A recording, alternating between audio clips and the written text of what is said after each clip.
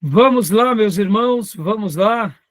Começando aqui nossa quinta aula de Geografia Bíblica 2, nessa noite muito gelada, mas mesmo assim, com a graça de Deus entre nós. Já oramos como é o nosso costume. Mais uma vez, boa noite, graça e paz. Boa noite, Boa graça e noite. paz. Graças a paz. Graças a paz, boa noite. Boa noite, graça e paz. Vamos continuar tratando sobre Geografia Bíblica 2, Geografia das Terras Bíblicas. Eu tinha dito no final da última aula que hoje nós iríamos falar sobre o Egito, mas eu, ao fazer algumas lições de casa, achei por bem ainda de continuar falando um pouquinho sobre o Império Babilônico, Neobabilônico, e sobre algumas descobertas recentes do mundo da arqueologia. Então, eu vou falar ainda um pouquinho sobre a Babilônia, principalmente aquilo que chamamos de Neobabilônia, que seria o neobabilônico, né, o novo império, dos dias ali de Nabucodonosor até Nabonido, que foi o último rei, né? E a gente vai estar tratando um pouco sobre isso, e depois a gente entra no Egito, mas hoje a gente já vai entrar no Egito, tá bom? Como é costume, nossas aulas são gravadas, para que vocês possam estar utilizando esse material. Gravamos também para os alunos em EAD, porque essas aulas farão parte do currículo, e gravamos também para abençoar o maior número de pessoas, onde quer que essas aulas cheguem. Bom, meus irmãos, então, vamos ler aqui um texto bíblico, inclusive do livro de Daniel, porque eu fiquei muito feliz ao fazer algumas pesquisas aqui, e para poder passar para vocês, e hoje a gente vai trabalhar em algumas coisas, eu achei super legal, né, porque Daniel ele conta muito sobre os últimos dias do Império da Babilônia, quando os medo-persas conquistam o Império da Babilônia, ali está Belsazar, e é muito interessante que durante séculos muitos historiadores e arqueólogos criticavam mais uma vez o livro de Daniel, falando que não era um livro fidedigno, porque como pode Daniel ter dito, né, que Belsazar era o rei da Babilônia, sendo que historicamente os achados arqueológicos falavam que era Nabonido. Ou seja, mais uma vez, Daniel aqui sendo colocado em xeque. Só para vocês terem uma ideia, muitos críticos, inclusive até teólogos liberais, vão falar que o livro do profeta Daniel não foi escrito naqueles dias da Babilônia. Eles vão dizer que Daniel foi escrito séculos depois. Depois ali de ter passado o Império Babilônico, Medo-Persa, grego e romano, possivelmente nos dias do Império Romano, que alguém, se passando por Daniel, escreve histórias do passado, remontando a história. Porque qual era a grande crítica? A grande crítica é o seguinte: como pode alguém falar e profetizar sobre vários impérios? E então eles diziam, não é possível que alguém fez isso. Possivelmente Daniel aqui foi um outro Daniel que escreveu, se passando por aquele Daniel, mas contando coisas que já tinham acontecido, porque essa precisão histórica ela é muito grande. Então nós que acreditamos no poder de Deus, nos milagres, sabemos que de fato foi Daniel, sim, aquele jovem da corte que foi levado ao cativeiro babilônico e lá se torna um dos sátrapas e depois um dos principais ministros da Babilônia. E depois da queda da Babilônia, um dos principais ministros do Império Medo-Persa, como está na Bíblia. Ou seja, ele foi um profeta que serviu ao seu povo e serviu à Babilônia e ao Império Medo-Persa, ao mundo, e serviu até a nós, porque podem ver que ele, inclusive, vai profetizar sobre os sinais dos tempos. Podem ver que hoje nós estamos desfrutando de uma profecia de Daniel. Daniel disse que nos finais dos tempos a ciência se multiplicaria. E olha aqui, estamos tendo uma aula em tempo real, para a glória de Deus, estamos perpetuando essa aula para as outras gerações. E o que é isso, senão uma profecia de Daniel? Ou seja, o nosso Deus, como diz a palavra de Deus, é um Deus sempre eterno, seu governo está sobre tudo e todos, e ele reina sobre tudo e todos. Amém, meus irmãos? Então, hoje, por que eu fiz questão ainda de falar um pouco sobre o Império Neobabilônico?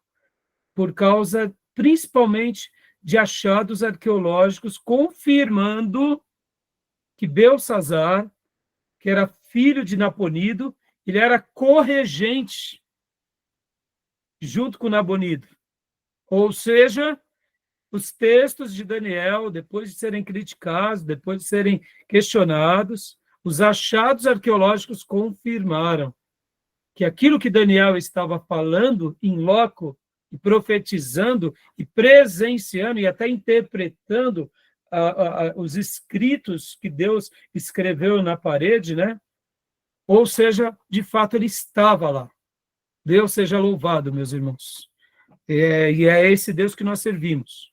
Ao Deus que se revelou do Gênesis ao Apocalipse, ao Deus que perpetua a sua palavra para todos os povos em todas as gerações, e é para esse Deus que nós queremos nos preparar para expandir o seu governo e o seu reino na terra, segundo a misericórdia dele e segundo a vontade dele. Amém? Então vamos ler, meus irmãos, dois textos, né, que está aqui em Daniel. Daniel 5:18 e 5:16. Vamos ler primeiro o versículo 5:18. Daniel 5:18. Olha só. Quem quiser, na sua versão, ou aqui nessa versão, 5:18.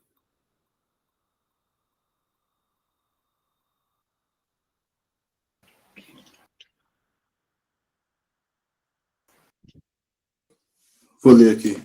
Por favor. Ó Rei, o Deus Altíssimo, Deus soberania, majestade, glória e honra, a seu antecessor Nabucodonosor. Joia. Aqui está falando, né, dando uma ideia, Daniel já estava falando com o rei Belsassar, mas aqui já estava mostrando a linhagem, né? A linhagem de onde ele vinha de Nabucodonosor. E quando fala teu pai, vocês têm que lembrar que quando a Bíblia fala teu pai, está falando não necessariamente o pai mesmo, mas como avô, como dizer que o nosso pai é Abraão, né? Nosso ancestral é Abraão. Então aqui estava mostrando já que esse rei que estava recebendo essa palavra de Daniel era descendente de Nabucodonosor. No caso, ele era neto. E agora, leia aqui para nós, meu irmão, o versículo de número 16. Capítulo 5. Ainda o capítulo 5, versículo 16. Soube que você é capaz de interpretar e resolver problemas difíceis. Se conseguir ler as palavras e disser o que significam, será vestido com um manto vermelho, e em seu pescoço será colocada uma corrente de ouro. Você se tornará o terceiro em importância em seu reino. Em meu reino. Exato. Guardem bastante essa expressão, será colocado como terceiro, tá bom? Tá? A gente vai ver algumas coisas aqui, daí já a gente volta a comentar, tá bom? Mas lembrem-se dessa expressão. Você será colocado, Daniel, em terceiro. Só lembrando aqui, né, meus irmãos, ó, aqui foi quando o rei Belsassar deu aquele grande banquete. E naquele mesmo dia, logo depois... e uma coisa interessante, hein, irmãos? Eles estão bebendo vinho nas taças sagradas, que eram, inclusive, aquelas taças que pertenciam ao templo do Senhor. E então dá para ver que a atitude dele era uma atitude diferente dos seus antepassados. Belsassar, olha só, ele estava aqui, ó. Então trouxeram os vasos de ouro e foram tirados, versículo 3, do templo da casa de Deus, que estava em Jerusalém, e beberam por eles o rei e os seus grandes, as suas mulheres e concubinas. Beberam vinho e deram louvores aos deuses de ouro e de prata e de bronze, de ferro, de madeira e de pedra. Na mesma hora apareceram os dedos de mãos de homens que escreviam defronte do castiçal, na caiadura da parede do palácio, e o rei viu a parede da mão que estava escrevendo. Aquelas palavras clássicas, que Deus escreve e não tinha quem interpretasse. Daniel é chamado e ele consegue ler, e ali ele dá a interpretação. Então, podem ver aqui que, mais uma vez, muitos anos já tinham se passado, até porque Daniel já era um ancião aqui nesses dias. Então, meus irmãos, percebam aqui, como eu mencionei há pouco, no versículo de número 15, 16, menciona que se ele interpretasse aquilo, ele seria o terceiro no governo, tá bom? E a história, eu acho que vocês se lembram, Vocês se lembram? Estava escrito Mene, Mene, Tekel, Ufarsim, e a interpretação era: contou Deus o teu reino e o acabou. Foste pesado na balança e fostes achado em falta. Pérez, dividido está o teu reino e entregue aos medos persas. E aí no versículo 29 diz: então Belsazzar deu ordem e vestiram a Daniel de púrpura e puseram-lhe uma cadeia de ouro ao pescoço e o proclamaram a respeito dele que seria o terceiro, mais uma vez aqui, em autoridade no reino. Naquela mesma noite, Belsazzar, o rei dos caldeus, foi morto, e Dário, o Medo, recebeu o reino, tendo cerca de 62 anos, e aqui começa, no capítulo 6, já a história agora de Daniel também, mais uma vez sendo uma influência no Império Medo-Persa. Então, fica aqui esse texto para vocês, e vamos lá, vamos trabalhar um pouco aqui ainda no Império Neobabilônico. Eu vou compartilhar rapidamente com vocês, a gente vai ler rápido, irmãos, porque eu quero destacar principalmente aqui o episódio de Belsazzar, tá bom? Alguma pergunta, alguma dúvida? Sobre as aulas passadas, tem alguma pergunta, alguma dúvida sobre o livro-texto que os irmãos queiram apresentar para nós?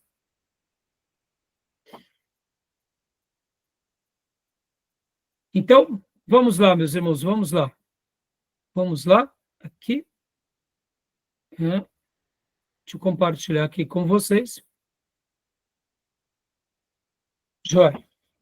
Aqui, Império Neobabilônico, ou seja, lembrando que o Império Babilônico teve o Império Babilônico primeiro, que foram logo depois do Império Acádio, e temos agora o Império Babilônico, lembrando aquela ordem, irmãos? Só para recapitular aqui rapidamente com vocês. Nós temos a Suméria como cidades-estados, depois nós temos os acadianos, que se tornaram o primeiro império na história, depois vem os amoritas, que com eles surge o primeiro império babilônico, com Hammurabi, onde temos o Código de Hammurabi, e aqui, tanto os acadianos, amoritas, com babilônicos, agora logo na sequência vem os assírios, que a gente trabalhou bastante na última aula, que foram o grande império expansionista, e por último vem a história do povo caldeu, que surge agora o segundo império babilônico, que é chamado Neobabilônico, que é o novo império, tá bom? E com os caldeus, e com a figura principal, que é Nabucodonosor. Lembrando, então, que dessas cinco grandes povos da Mesopotâmia, sumérios, os acádios, amoritas, assírios e caldeus, só os sumérios eram cidades-estados e os outros se tornaram impérios. Todos eles eram teocráticos, ou seja, tinham suas religiões politeístas, mas eram impérios teocráticos, e a Suméria, no caso, eram cidades-estados teocráticas, tá bom? Então, aqui falando agora rapidamente, né, sobre esses slides, porque eu quero passar, porque eu quero gastar um tempo, irmãos, porque como eu mencionei antes do início da nossa gravação, eu achei esses artigos aqui fantásticos e essas descobertas arqueológicas realmente especiais. Eu confesso para vocês que sobre essas informações eu não sabia, e eu achei muito relevante, muito relevante. Eu falei, não, eu tenho que passar isso para os meus irmãos, porque isso vai ser muito útil para todos nós, né? Então, quem quer ler, meus irmãos? Império Neobabilônico, os slides do professor pastor Maurício Abreu de Carvalho. Aqui, mais uma vez, é a figura, né? Registrando, mostrando a dimensão do Império Babilônico, ou chamado Neobabilônico. Percebam que a data aqui é por volta do ano 600 a 586 a.C., conforme está escrito lá em 2 Reis, capítulo 24, capítulo 25.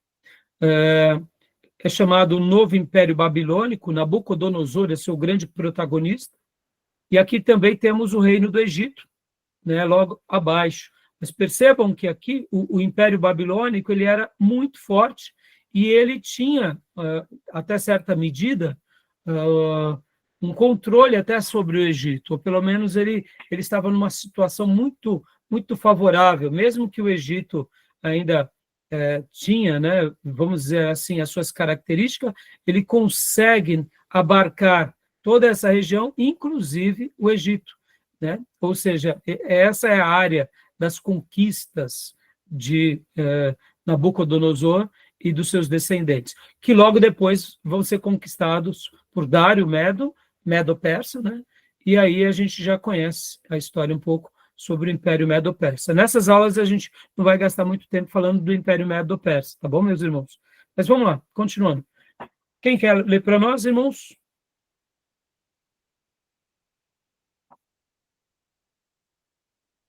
Sem brigar, um de vocês apenas. Vou ler. Por favor.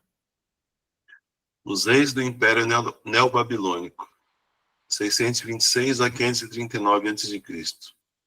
Nabopolassar, 626 a 605 a.C., junto com seus aliados, os medos, capturou Nínive, a capital da Assíria, em 612 a.C. Ou seja, aí a queda do Império Assírio, né? Então, percebam que aqui a gente já tem uma retomada, como mostramos há pouco, né, no nosso slide. Então, a gente já vê que aqui a situação da Síria, ela já é conquistada. E percebam que aqui eles usam os medos, né? Os medos, eles participam. Irmãos, quando a gente fala Império Medo-Persa, é porque realmente houve essa união entre esses dois impérios, os medos e os persas. E eles continuam, vamos dizer assim, o seu projeto de expansionismo, tá bom? Então, continua para nós, Tomé, por gentileza. Nabucodonosor, 605 a 562 a.C., em 605 derrotou o exército egípcio em Carquemis e depois dominou a Síria e a Palestina.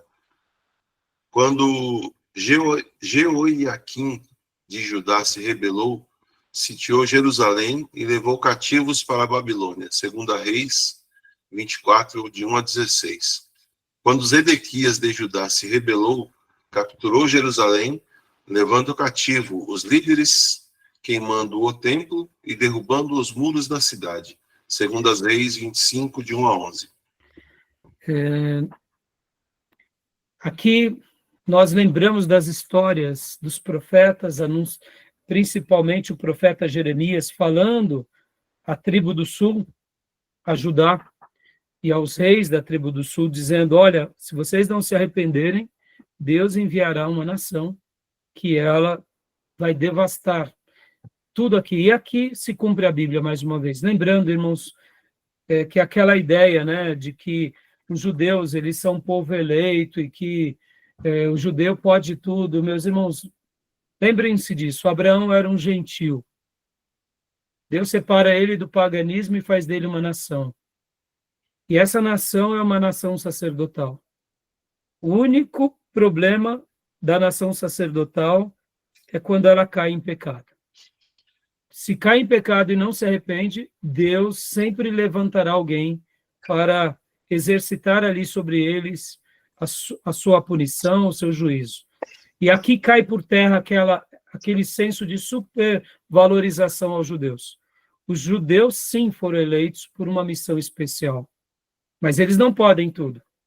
É como a igreja. A igreja tem um papel na terra, mas a igreja não pode tudo.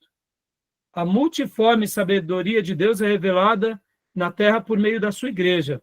Mas se essa igreja estiver em pecado, ela perde a sua característica principal. Se a igreja se mantém na humildade, na unção, na graça, na piedade, na santidade, na consagração, na obediência, ela cumpre o seu papel. E aqui a gente vê mais uma vez a história se repetindo, porque algum tempo antes, como aprendemos, em 722, Deus deu uma lição muito grande à tribo do norte. E vocês, ao lerem os livros de Reis e conhecendo tanto os livros de Reis quanto o livro de Crônicas, nós notamos que a tribo do norte, ela se perde com muito mais intensidade. Mas mesmo assim, Deus levanta uma escola, que é a escola dos profetas, com Elias e Eliseu, para trazer de volta esse povo. Mas o povo tinha um coração duro. E ali Deus envia então o cativeiro assírio. E agora, Deus também levanta os seus profetas e diz para eles, olha, se arrependam. Mas eles não dão ouvido. E a mesma história acontece. Então, percebam, irmãos, que, mais uma vez, né, a gente nota que Deus, ele não tem um exclusivismo. Ou nós estamos de acordo com a vontade dele, ou nós nos igualamos mesmo como eleitos de Deus aos ímpios. Então, isso é uma lição de casa, inclusive para nós, seminaristas. Que se nós estivermos aqui aprendendo a palavra de Deus, mas não estivermos obedecendo, nós não teremos nenhuma diferença de um ímpio. Aliás, seremos até piores do que eles, porque conhecemos a vontade de Deus e não cumprimos. Seria melhor nem saber, então, qual era a vontade de Deus. Por isso que muitas vezes Deus ele é mais complacente com o ímpio, porque o ímpio, como diz as Escrituras, está na ignorância. Ele segue ali os ídolos pagãos, ele segue ali aquilo que lhe foi ensinado como verdade divina, ele segue ali as suas tradições, e nós não, nós temos a clareza da palavra. Então aqui é a história que nos assusta. Eu sei que é uma aula de geografia, é uma aula também de arqueologia, mas nós estamos num seminário, nos preparando para o ministério, e que o temor de Deus recaia sobre nós, ao lembrarmos, né, do cativeiro babilônico. Porque, irmãos, Israel flertou com a idolatria até o cativeiro babilônico. No cativeiro babilônico, eles aprenderam a nunca mais adorar nenhum outro Deus.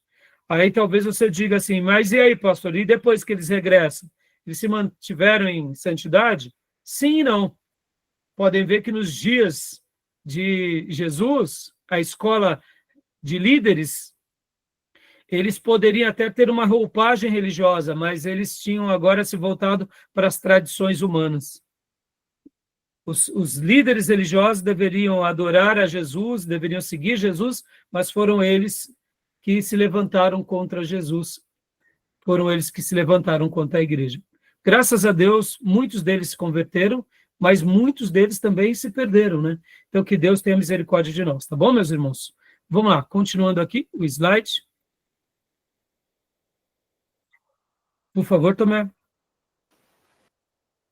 Amel Marduk, ou Evil Marodak, 562 a 560 a.C., filho de Nabucodonosor, libertou Joaquim de Judá da prisão e o tratou com favores. 2 Reis 25, de 27 a 30. Neriglissar, 560 a 556 AC, genro de Nabucodonosor, matou Amel Marduk, pôde ser idêntico com o Nergal-Sarezer, que estava presente no segundo sítio de Jerusalém. Labás Marduk, 556 AC, filho de Neriglissar, reinou apenas alguns meses.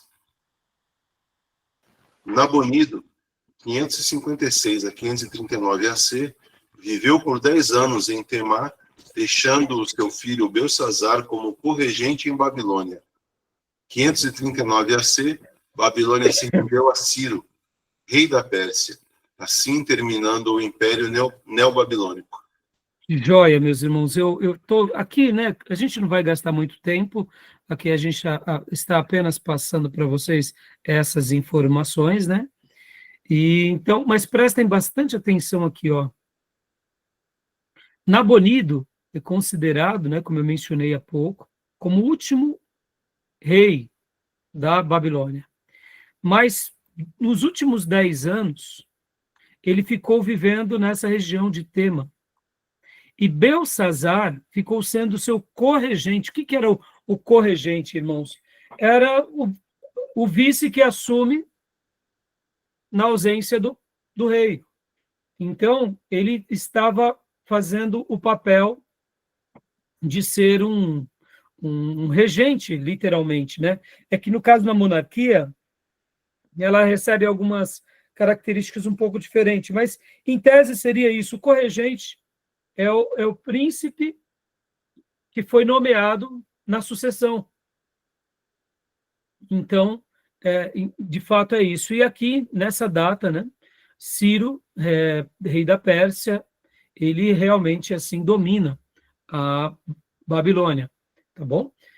Ou Nova Babilônia. Continuando aqui, Tomé, por gentileza. No ano 587 AC, os exércitos de Nabucodonosor tomaram Jerusalém. Na Babilônia, uma movimentação importante de escribas começaram a juntar os livros antigos e novo e compilaram a Bíblia. Joia. E aqui são os livros. Essa informação, então, alguma dúvida aqui, meus irmãos? Eles, né, lá na Babilônia, irmãos, há uma retomada, né? O povo de Deus, eles tinham... vamos falar aqui uma coisa, irmãos. Uma coisa bem forte, né? Todos nós temos alguns postulados que são difíceis de se desprendermos. Por exemplo, irmãos, para nós a igreja é a casa de Deus, sejamos honestos. Para nós, orar em casa é bom, mas orar na igreja é especial. Porque a gente tem essa correlação com o templo, com o lugar sagrado, o lugar onde o povo de Deus se reúne. E podem ver que isso não é algo nosso apenas. Isso acontece em todas as religiões. Mas nós, como somos, eu diria, um povo militante, né, podem ver que a nossa fé é uma fé militante. A nossa fé é uma fé que pratica o quê? O ID. Nós somos, de uma forma ou local, ou mesmo regional, ou até transcultural, nós somos impelidos a ir. Pode ver que somos um povo que evangeliza, somos um povo que fazemos missões. A igreja, assim. Por quê? Porque para nós há valores muito importantes no que se diz respeito à nossa fé, aos mandamentos de proclamar o reino de Deus, o evangelho. E quando se trata da igreja, para nós é o ajuntamento, é o lugar onde o povo de Deus se reúne. E entre os judeus também isso não era diferente, de uma certa forma, porque para os judeus o templo era a casa de Deus. O templo era o lugar onde Deus realmente se manifestava. E Deus fez questão de deixar isso muito claro. Podem ver que nos dias de Salomão, o império de Israel quase se torna um império. E podem ver que até mesmo o próprio Salomão constrói barcos, porque ele queria, né, expandir as suas conquistas, mas Deus não permite e os barcos afundam. Então, percebam que Israel ele teve um papel muito importante no mundo antigo, como sendo a nação sacerdotal. E Jerusalém, a cidade de Deus. E o templo era a casa de Deus. Isso era consenso, que o Senhor dos Exércitos morava em Jerusalém, em especial no templo. Então, quando o povo de Deus vai para a Babilônia, que foi, assim, uma das piores coisas que podiam acontecer com eles, porque uma coisa é você ser vencido pelo inimigo, outra coisa é o que os inimigos virem e destruírem a casa de Deus, pegarem os objetos sagrados. Então, aqui houve uma reconstrução na fé do povo de Deus. A gente vai trabalhar melhor isso em introdução ao Novo Testamento e principalmente ao Velho Testamento. Mas guardem isso. Lá na Babilônia, aquela piedade que tinha sido perdida um pouco antes do cativeiro, agora vai ser restaurada. Aquele zelo que os líderes, a corte, os príncipes e principalmente os sacerdotes tinham perdido, agora vai ser retomado. Então, lá na Babilônia, eles não tinham mais a casa de Deus, agora eles era o povo de Deus sem casa, porque na última aula eu falei bastante sobre o cativeiro assírio. O cativeiro assírio, ele misturava os povos, e os povos perdiam a sua identidade. O cativeiro babilônico, não. Eles conquistavam a nação, e eles permitiam que aquela nação continuasse vivendo com suas práticas e costumes, e havia todo o respeito. E Nabucodonosor, vocês vão ver isso muito com Daniel, Mesaque, Sadraque e Abednego, né? Eles são nobres de Judá, que são levados para a Babilônia, e agora a Babilônia, ela procurava instruir esses garotos, dando ali o conhecimento da Babilônia, mas também, ao mesmo tempo, pegava essa inteligência que estava sobre esses nobres e extraía toda a informação. Então, havia uma correlação aqui.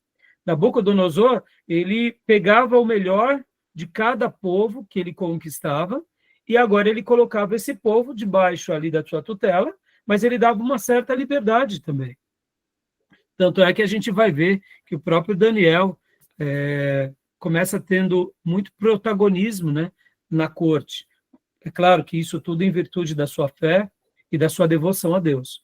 Mas, assim, então, a Babilônia, ela tinha essa característica de não misturar, ela preservava. E agora, esse povo sem templo, sem pátria, eles só tinham uma coisa, só tinham os escritos sagrados. E ali, nos escritos sagrados, eles se mergulham.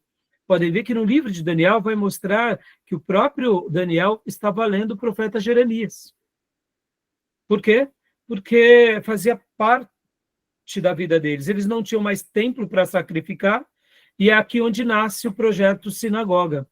E aqui, muitos teólogos vão até dizer que, desde sempre, irmãos, com a escola dos profetas, já era um anúncio de Deus mostrando para o povo de Israel o seguinte: olha, eu quero que vocês levem a palavra do Deus de Israel para todas as nações. Mas o povo de Deus ficava simplesmente querendo que as bênçãos de Deus ficassem entre eles. A vontade de Deus era essa, levar o reino para fora, mas eles sempre traziam apenas o reino para dentro de si. E agora, com a Babilônia, eles não tiveram mais essa opção, porque o próprio reino de Deus teve que ir para a Babilônia. E aí nasce o projeto Sinagoga, e as sinagogas vão ser espalhadas no mundo todo. E agora, depois de 70 anos, quando eles regressam, por isso que Deus agora levanta, né, o templo, e é o segundo templo, e agora eles têm a sinagoga já estabelecida, porque esse povo acaba se tornando um povo missionário no mundo. Alguém já disse a seguinte frase, que a igreja, quando ela surge nesse projeto, praticamente como foi no projeto da sinagoga, um projeto expansionista. Pode ver que Paulo, quando ele ia pregar primeiro aonde? Nas sinagogas. Então, assim, irmãos, percebam como que a vontade de Deus sempre foi alcançar todos os povos, todas as nações, tá bom? Então, só fiz esse comentário só para ser um adendo aqui aos meus irmãos. E aqui, meus irmãos, né, eu não sei se vocês se lembram, mas a Bíblia vai registrar em muitos textos nomes de livros, né, livros das batalhas do Senhor. Há vários livros que foram perdidos na história do Velho Testamento. E aqui estão os endereços, né? Livro dos Justos, olha lá, Josué cita em 2 Samuel 1,18, a história de Salomão, 1 Reis 11:41, história dos reis de Israel, 1 Reis 14:19, história dos reis de Judá. As histórias dos reis de Judá e as histórias dos reis de Israel, possivelmente, quem utilizou esses livros foram o profeta Jeremias. A gente vai aprender isso em Introdução ao Antigo Testamento. Os livros de crônicas do profeta Samuel, crônicas do profeta Gade, crônicas de Natã, crônicas de Siló, visões do profeta Ido, como está em 2 Crônicas 9:29, história do profeta Semaías e história do profeta Ido, 2 Crônicas 12:15. Todos esses livros foram perdidos. Talvez o único que usou esse acervo foi o profeta Jeremias, quando ele escreve 1 e 2 Reis. Tá bom? Fica aqui a dica, tá, meus irmãos? E então, lá em Introdução ao Antigo Testamento a gente comenta, mas eu não sei se vocês sabiam, né, sobre as histórias dos livros perdidos. Sabiam disso? Não? Alguma dúvida? Alguma pergunta? Pastor, e se amanhã descobrirem algum desses manuscritos? Não tem nenhum problema. Eu acho um pouco difícil. Já se passaram mais de 2.000 anos. Né? Desde que o último, quase 2.000 anos, vamos dizer assim, né? Se a gente data ali por volta do ano 100, que João escreveu as suas últimas cartas. Então, assim, irmãos, é muito difícil que esses textos do Velho Testamento sejam descobertos, mas pode ser que sim. Pode ser que sim.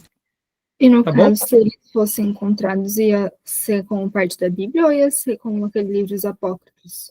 Então, minha irmã, eu acredito que, assim, vamos lá, se tratando do livro mesmo, eles poderiam até ser incorporados, porque a própria Bíblia valida eles. Só que o que acontece, irmã? Você concorda que o risco de terem um monte de gente que escreveu as crônicas do profeta Gade, ou seja, pensa assim, entre o próprio povo judeu, você acha que muitas pessoas já não quiseram se passar pelo profeta Samuel, Gade, profeta Natã, profeta Ido, profeta Silo, você entende? Então, dentro do próprio judaísmo, eles já devem ter tido todo esse cuidado, né? E se lá no Velho Testamento não apareceu, é muito difícil que apareça hoje, né? Tá bom? É como vocês vão aprender também sobre o Novo Testamento. O livro de Coríntios, temos pelo menos mais uma carta, ou quem sabe mais 2 cartas.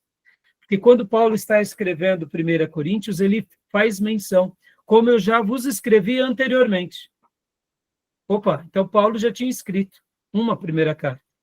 O nosso 1 Coríntios é, na realidade, 2 Coríntios.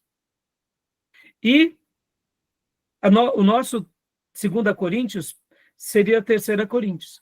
Alguns especialistas vão dizer que existiram até 4 Coríntios. Entendeu? Agora, se esses textos não veio à tona durante os primeiros séculos, é muito difícil que eles tenham sido preservados. E aí, pastor, e aí nenhum problema, irmãos. Entra dentro daquilo que a gente entende que Deus, ele permitiu. Ele permitiu. É, por exemplo, como uma carta de Paulo à igreja de Laodiceia. A gente deduz que Paulo escreveu uma carta para Laodiceia, mas nós não temos. Essa carta se perdeu. Então, entra um pouco dentro daquilo que lemos, né, sobre Deuteronômio 29:29. Está dentro da soberania de Deus. E o perigo é o quê, irmã? Vamos supor que descobramos um texto de 3 Coríntios, uma hipótese. Até realmente comprovar se é mesmo, é muito difícil. Já se passaram muitos séculos, né? Porque quando se trata do Velho Testamento é um pouco mais complicado, mas do Novo Testamento havia muita cópia, muita cópia. Por exemplo, quando a gente faz o estudo da manuscritologia do Novo Testamento, tem muita cópia de Mateus, de todo o Novo Testamento é abundante, irmãos. O acervo arqueológico dos escritos do Novo Testamento são imensos. É uma coisa assim absurda. Então, se dentro dessas quantidades absurdas não se preservou, a gente que realmente, de uma forma ou de outra, se perdeu. Quem sabe no incêndio, no acidente, não foi feita a cópia e literalmente aconteceu uma tragédia, né? Entendeu? Tá bom? Só uma informação importante, né? Esse dado, tá? Tudo bem até aí, meus irmãos? Mais alguma pergunta? Não? Pode falar, Tomé. Pastor, mas mesmo sendo livros apócrifos, alguns deles podem servir como um conteúdo histórico da época, né? De algumas... Sim, não tenho dúvida. Só que, assim, Tomé, o grande problema do apócrifo é que, geralmente, por que se torna apócrifo? A gente vai trabalhar muito sobre esse tema em introdução ao Antigo Testamento e Novo. É que no apócrifo, ele se torna apócrifo porque ele não é sacro, né? Ele não é sagrado. Então, se aqui, esses livros que foram perdidos, eles não receberiam esse texto de apócrifo, porque o próprio texto sagrado fala que é histórias do profeta Ido. Ou seja, eram profecias de Ido. Então, assim, alguns desses livros, como História dos Reis de Judá e de Israel, aí sim, eram livros históricos. Mas a gente tem que lembrar que os livros dos reis de Israel e de Judá, lembrando que era uma teocracia, então quem escrevia debaixo da tutela dos líderes espirituais, né? Mesmo sendo um livro mais cronológico. Então, assim, de fato, os livros apócrifos, eles têm uma utilidade, como, por exemplo, Macabeus. Vocês verão que o livro de Macabeus, irmãos, quando nós chamamos o livro de Macabeus um livro apócrifo, é porque para nós ele não é sagrado. Mas então ele é o quê, pastor? Ele é um livro, de fato, da história dos judeus. E ele é um livro muito lindo. Quem ainda não leu, leia. Leia porque a gente vai trabalhar bastante nele em introdução ao Antigo Testamento. Ele é um livro muito legal. Ele conta a história do povo judeu em um episódio. Só que ali era a história, irmãos. Vocês têm que lembrar que em todas as culturas, inclusive no meio da cultura de Israel e de Judá, eles escreviam, tinham seus historiadores, tá, irmãos? Mas esses livros aqui, a gente entende que são livros sagrados que foram perdidos, ou quem sabe, alguns livros históricos, como é aqui, ó, História dos Reis de Israel, História dos Profetas, Histórias dos Registros ou das Crônicas. Ó, Neemias aqui, por exemplo, 12:23. Neemias cita isso. Então, percebam, né? É bem interessante isso, né? Tá bom? Mas, assim, como o Tomé disse, eles têm utilidade, tá, irmãos? Tem uma utilidade arqueológica, né? É que, como eu disse, eu acredito que é muito difícil, né, que venha à tona depois de tanto tempo, tá bom? Tudo bem? Mais algum comentário, Tomé? Mais um comentário, Beatriz? Não? Então, beleza. Aqui os outros livros, né, que é uma sequência. E, para a gente concluir aqui. Bom, leia para nós rapidinho aqui, Tomé, porque é o último texto, né? E agora aqui a gente vai dar uma passeada no Google. Leia para nós. Por favor.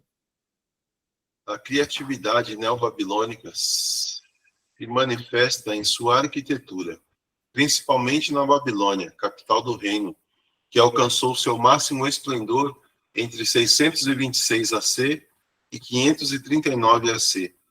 Essa enorme cidade, destruída em 689 AC por Senaqueribe, rei da Síria, foi reconstruída por iniciativa do rei Nabopolassar e de seu filho Nabucodonosor II. Dá uma pausa aqui.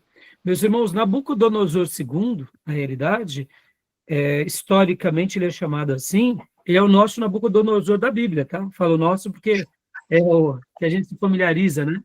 Tá? Historicamente ele é chamado de Nabucodonosor II, porque teve o Nabucodonosor I, tá bom? Continua para nós, Tomé, por gentileza. Essagila, o templo de Marduk, foi seu edifício mais notável, juntamente com Etemenanque, um zigurate aproximadamente de 7 andares, conhecido mais tarde como Torre de Babel. Também se sobressaía o palácio de Nabucodonosor II, uma das 7 maravilhas do mundo. A Porta de Ishtar, 575 AC, é uma das poucas estruturas conservadas. O último rei babilônio, Nabonido, cujo reinado se estendeu entre os anos 556 e 549 AC, reconstruiu a antiga capital suméria de Ur, incluindo o zigurate de Nana, que competia com esplendor com o zigurate de Etemenac, na Babilônia. Joia. Então, agora a gente vai dar uma passeada aqui no Google, meus irmãos. A gente já viu algumas dessas cenas nas aulas passadas, tá? Nós já vimos, mas eu queria mostrar mais algumas coisas aqui para vocês, só para a gente enriquecer um pouco a nossa aula aqui, sobre essas fases, né? Aqui, o Templo de Marduk, né? Seria esses... Eu vou abrir aqui para vocês agora, olha só. Deixa eu só colocar aqui. Só um segundo.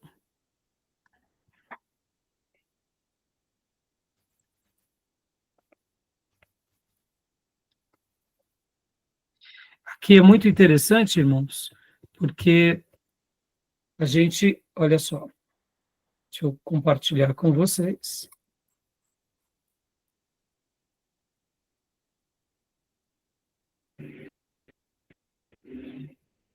Aqui, vamos lá. Olha só, que legal, meus irmãos. Vamos viajar um pouco. Nós já vimos isso nas aulas passadas, mas eu fiz questão de dar uma olhada aqui com vocês, ó. Essa é a região onde está, né, de fato, esse achado arqueológico. Quando a gente para aqui e vê, seria onde também foi depois chamado, né, que aqui ficou a Torre de Babel, né? Segundo alguns, né, aqui também acabou se tornando o lugar da onde seria, claro, irmãos, possivelmente é difícil a gente afirmar que aqui é o lugar da Torre de Babel, mas historicamente, segundo, né, a arqueologia, segundo as tradições, aqui também depois ficou como sendo chamado Zigurate de Babel, tá? Então, olha só que interessante. Quando a gente abre aqui e a gente vai para o Google Maps, olha só que interessante. Porque quando nós tentamos enxergar essa visão aqui, nesse desenho, nós não conseguimos ver muitas coisas, né? A gente não consegue ter uma visão. Aqui está na região da Turquia, né? Então, aqui seriam parte de tudo isso que a gente já viu. Aqui seria o lugar onde, de fato, era o Império da Babilônia. A gente já viu isso nas aulas passadas. Opa, só um minutinho. Aqui. Deixa eu só mostrar para vocês aqui. Ó, toda essa parte são partes importantes. Ó. Possivelmente, todas essas regiões aqui seriam descobertas arqueológicas, são sítios arqueológicos desse império chamado neobabilônico. Mas o que eu queria destacar aqui para vocês, dessa parte, é exatamente isso daqui. Ó. Quando você clica aqui em cima, você pode abrir algumas fotos no Google Maps. E agora eu vou mudar a página aqui para vocês, só para vocês verem algumas fotos interessantes. Olha só, que legal, irmãos. Olha que legal. Deixa eu mudar aqui. Só um segundo.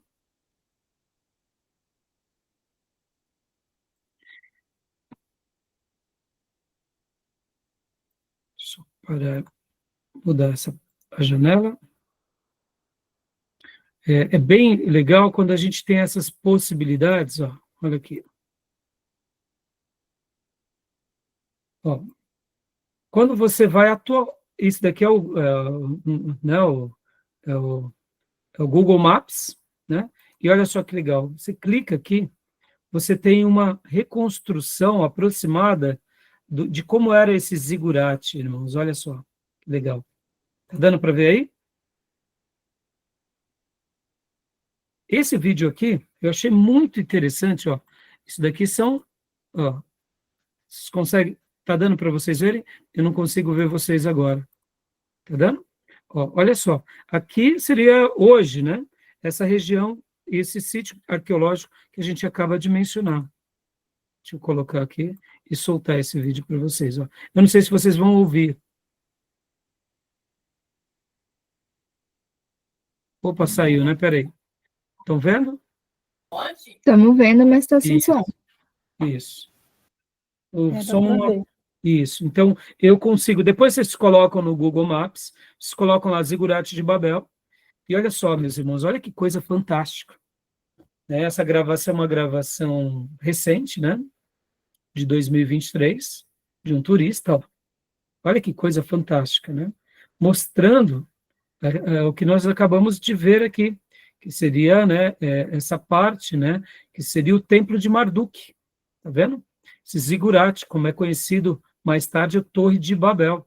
Então, deixa eu mostrar aqui para vocês outras fotos interessantíssimas, ó. Aqui seria próximo a essa região. Esse daqui é um desenho do que seria a reconstrução desse zigurate. Irmãos, aqui é muito alto, viu? Isso daqui a gente está falando, irmãos, em dias, pode ver as casas aqui, tudo pequenininhas, né? Olha como era o Império Babilônico nos dias de Nabucodonosor, né? E o zigurate, que era um lugar onde adoravam Marduk, né? Olha só, que é uma maquete sendo reconstruída, né? E aqui a foto que a gente viu há pouco. Infelizmente, quando a gente está no Google Terra, algumas coisas eles liberam, mas outras não, principalmente porque é a Turquia. Eu gostei muito dessa foto aqui. Essa foto, pode ver que eles colocaram ó, cidade de Babilônia durante o reino de Nabucodonosor II, por volta dos anos 600 antes de Cristo. E aqui a gente vê a foto do zigurate, olha, estão vendo aí? Dá para ver? Deixa eu aumentar aqui, irmãos, ó, a foto do zigurate aqui, ó, onde eu estou passando meu mouse, né? Olha os rios aqui, os barcos, olha as fortificações, né? Que espetáculo, né? Então, isso daqui é uma maquete bem provável de como eram a Babilônia nos dias, né?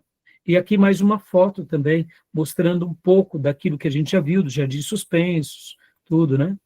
Aqui já seria a Torre de Babel, né? Uma outra foto. Aqui mais uma maquete do zigurate. Então, outros escritos, né? Então, olha só, muito legal, né, irmãos? Tá bom? Então, só passei para vocês, só para enriquecer um pouco a nossa aula, né? Porque é realmente algo notável, né? E agora, olha só, deixa eu pegar aqui para vocês e mostrar também essa outra informação. Aqui a gente viu há pouco, no nosso slide, olha só, esse dizer aqui, ó. Deixa eu até. Isso daqui, irmãos, tudo isso é didático, viu? A gente aprende juntos, né? Então, eu estou passando para vocês, e muitas vezes sou um pouco até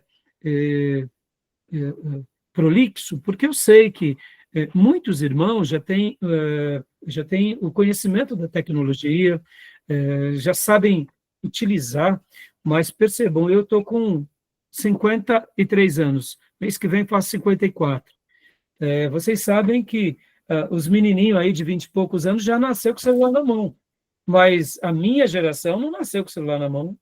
E quem for fazer o seminário agora ou mesmo depois, muitos seminaristas entram no seminário com 60 anos, 70 anos, ou seja, já são pessoas maduras e não sabem usar a tecnologia. Então, eu acabo sendo um pouco prolixo, porque tudo isso vai ser útil tanto para vocês quanto para outros, né? Então, agora deixa eu pegar um pouco, mostrar essa porta aqui, ó, essa porta de estar. Olha só, ainda está conservada. Olha só que coisa fantástica, a porta de estar. Deixa eu abrir aqui para vocês no Google Maps. Olha só que legal. A gente vai lá no Google Earth e a gente vai ver a porta de estar agora.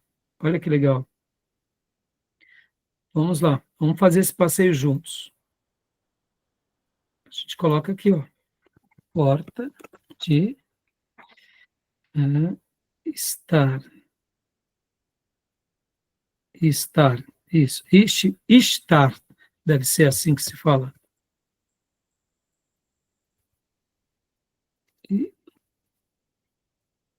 Isso aqui, ó. Porta de estar. Olha que legal. Ou seja, próximo, né, o que a gente acabou de ver, ó, que na realidade seria exatamente, ó, tá vendo? Ó, deixa eu pôr aqui. Esse daqui dá para a gente fazer um, vamos ver. Isso, ó. Que seria exatamente esse. Lembra que há pouco nós publicamos um vídeo? Lembra disso? Então, aquele vídeo que nós publicamos é essa porta de estar, que ainda está conservada, irmãos. Entenderam? Coisa fantástica, né? Então, só mostrando para vocês, né, como essa aula ela acaba sendo uma aula muito legal, porque a gente pode fazer essa viagem no tempo e pode estar aprendendo, né, bastante. Ó, isso daqui são achados arqueológicos que se mantiveram ao longo dos séculos, né? Tá bom? Beleza, meus irmãos? Tudo bem? Alguma pergunta? E se vocês quiserem depois pesquisar mais, vão no Google Maps, fotos, né? Inclusive, eu vou publicar, não agora, mas já vou dar para vocês alguns novos sites que eu gostei bastante, né? E agora, só para a gente encerrar essa aula, porque ainda não falei de Belsazar, eu quero falar de Belsazar, mas deixa eu só publicar aqui para vocês mais algumas fotos super interessantes que o professor Maurício deixa lá no material dele. Olha só.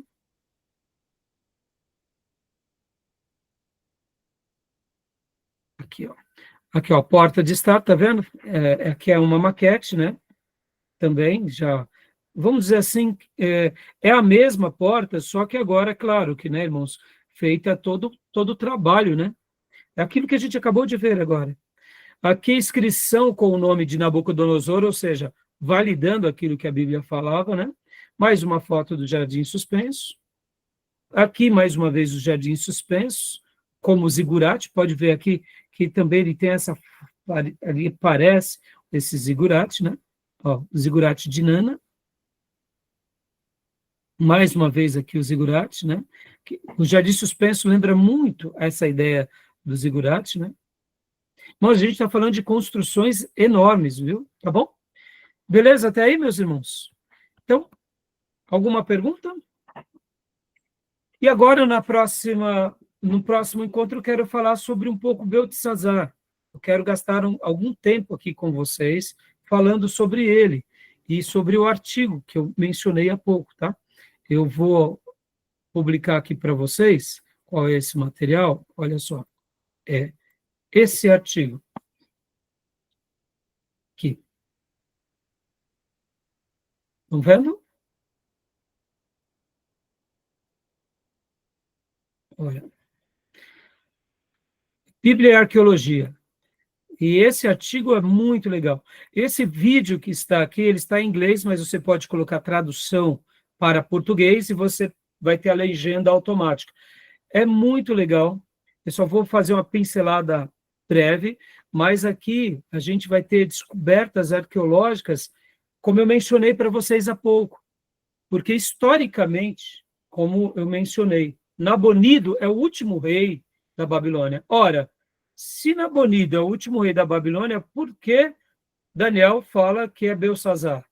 E aí, já mencionei há pouco, porque, de fato, Belsazar era corregente, e os achados arqueológicos, meus irmãos, recentes, vão mostrar textos em que Nabonido escreve ao seu filho Belsazar, mostrando que ele é o novo eleito, que ele é o novo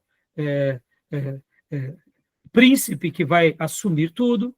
Historicamente, a gente sabe que Nabonido ele fica 10 anos longe aqui de Babilônia, ele está possivelmente numa outra região, fazendo ali suas frentes de conquista, e o seu filho está cuidando da Babilônia quando vem a queda do Império Babilônico. É interessante esse texto, não vai dar para a gente ler todo ele aqui, mas é um texto delicioso.